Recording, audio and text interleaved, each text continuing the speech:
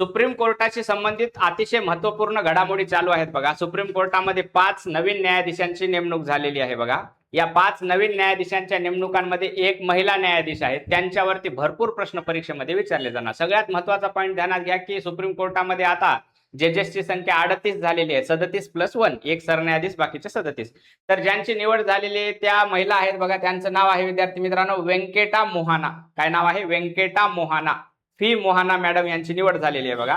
त्या 1988 मध्ये त्यांचं कायद्याचं शिक्षण पूर्ण झालेलं आहे, कोइंबतूर लॉ कॉलेज म्हणजे तामिळनाडूच्या त्या आहेत, आणि 2015 मध्ये त्या वरिष्ठ वकील झालेले आहेत। यांचे काही महत्वपूर्ण वैशिष्ट्य आहेत ज्याच्यावरती परीक्षेत प्रश्न असेल तर थेट बार मधनं सुप्रीम कोर्टामध्ये वकील झालेल्या, म्हणजे कुठल्याही हायकोर्टामध्ये जज न होता थेट सुप्रीम कोर्टामध्ये जज झालेल्या ह्या दुसऱ्या महिला आहेत बघा।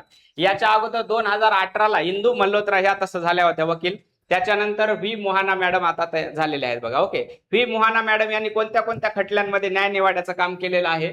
तर त्यांनी महिला अधिकाऱ्यांना परमनंट कमिशन मिळवून देण्याच्या खटल्यामध्ये काम केलेलं आहे। सिनियर सिटीजन प्रॉपर्टी राईट्स, वरिष्ठ नागरिकांना मालमत्ता अधिकार, या खटल्यात काम केलेलं आहे। कर्नाटक हिजाब विवाद केस याच्यात त्यांनी काम केलेलं आहे, आणि अनेक घटनात्मक प्रकरणांमध्ये त्यांनी आपली बाजू मांडलेली आहे बघा। त्यानंतर सुप्रीम कोर्टामधल्या त्या 12व्या महिला जज असणार आहेत आतापर्यंतच्या सगळ्या ह्याच्यामध्ये। आता ही संख्या वाढत चाललेली आहे, अगोदर 11 होत्या, त्या एक झाल्या 12व्या। पहिल्या महिला न्यायाधीश तुम्हाला माहितच आहे, जस्टिस फातिमा बीवी होते, त्यांचं काही महिन्यांपूर्वी निधन झालेलं आहे।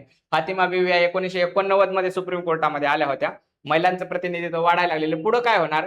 व्यंकटा मोहाना ह्या जून 2031 मध्ये रिटायर होतील। सध्या सुप्रीम कोर्टात 2 महिला न्यायाधीश आहेत। ओके, एक आत्ता निवड झालेल्या जून 2026 ला निवड झालेल्या मोहाना मॅडम, आणि दुसरे आहेत विद्यार्थी मित्रांनो बी व्ही नागरत्ना मॅडम। ओके, बी व्ही नागरत्ना मॅडम ह्या ज्या आहेत त्या 2027 मध्ये चीफ जस्टिस होऊ शकतात, बरं का, सरन्यायाधीश होतील। देशाला पहिल्या महिला सरन्यायाधीश मिळतील बघा।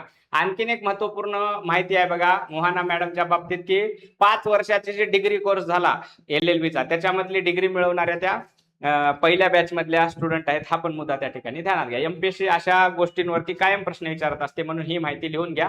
ही रील जास्तीत जास्त मित्रांना सांगून ठेवा। आपली शून्यातून स्वराज्य बॅच महा अकॅडमी ऍप वरती आहे, ती घ्या आणि जास्तीत जास्त मित्रांना सांगा। Thank you so much. Note down करा।